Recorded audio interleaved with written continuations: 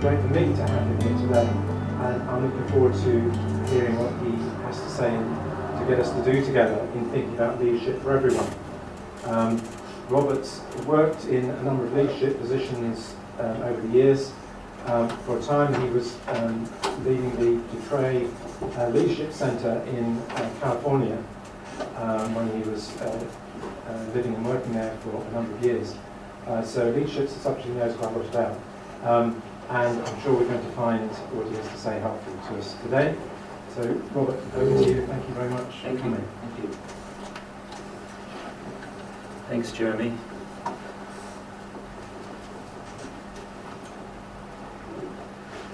Good to have a security blanket,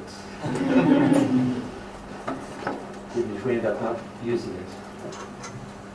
It's good to see Jeremy again. We have indeed only crossed very occasionally, more by letter than by anything else, but perhaps more by overlapping interests even than by letter.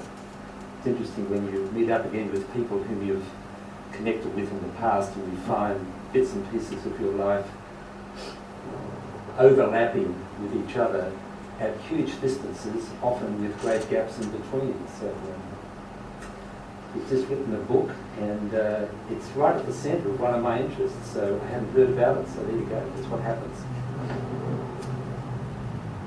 Leadership is all over the place now in terms of people's interest.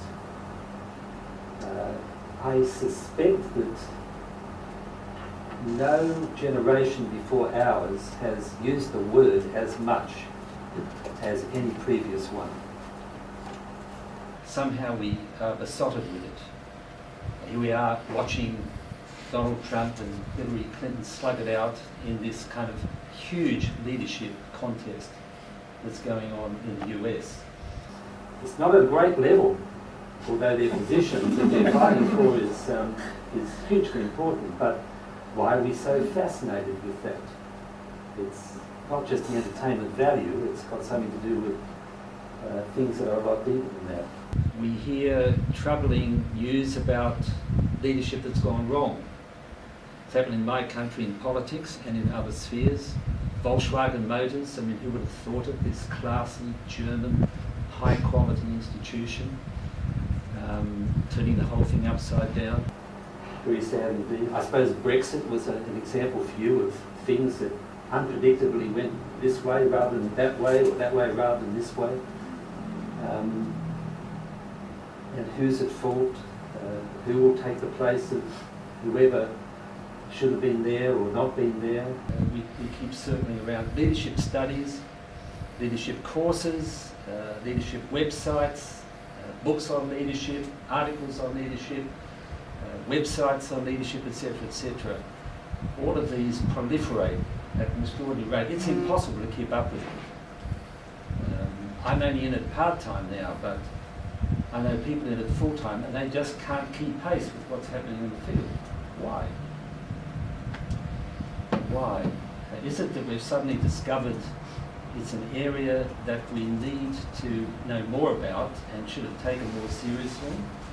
Or is it that we've somehow got addicted to this and have put it as a top priority when really it's not as important as it should be, or seems to be, or we think it must be? I'm inclined to think the second, but time will tell, I guess. I don't know what happens here, but in my part of the world, if you mention the word leadership, the things that tend to come to people's mind are of a person, up front, centre, doing stuff with other people looking on, taking an interest, evaluating. It's one picture of leadership that's very, very common. Another would be the language of chain of command. Somebody at the top, various levels underneath, others at the bottom, and it's kind of trickle down, not economics, but trickle down influence from top to bottom. That's a very common picture in my country as well.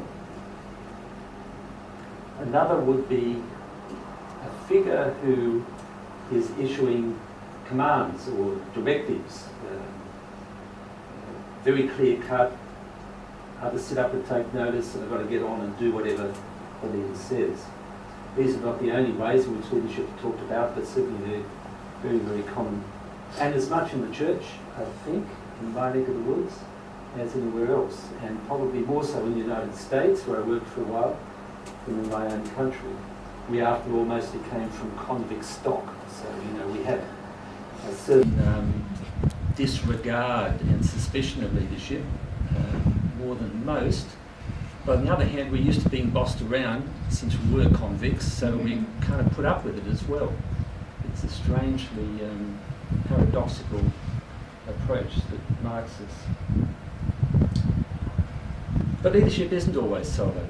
Sometimes it's exercised by a group of people, sometimes by a whole community of people. Leadership is not always something that's hierarchical, as the books tell us, and as we look around and recognise ourselves. It happens in quite discreet and informal ways, as well as those which are easily recognisable at various levels. It happens at its best as much, if not more, by persuasion, by influence, by example, through mentoring, as through giving directives or commands or orders, whatever the case might be. I'm always interested myself in looking at things through a biblical lens. Can't help it.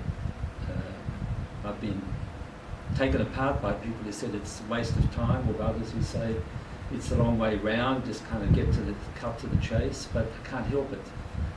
And therefore I'm always asking, okay, are we looking at this from the right angle? Biblically speaking, taking the course of the Bible from beginning to end, Old through New Testament, into account. And immediately I start doing that, I begin to have questions. It's partly because the Bible tends to turn things upside down. It's partly because it tends to question assumptions that we have.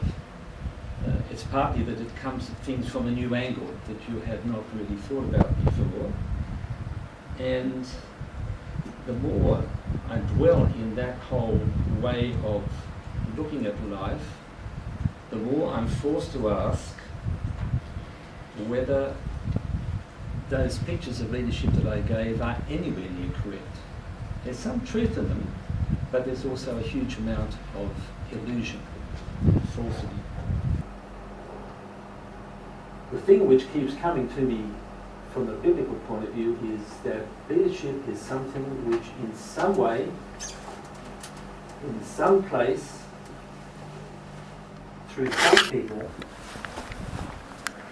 some of the time will be exercised by anyone, even the most surprising person.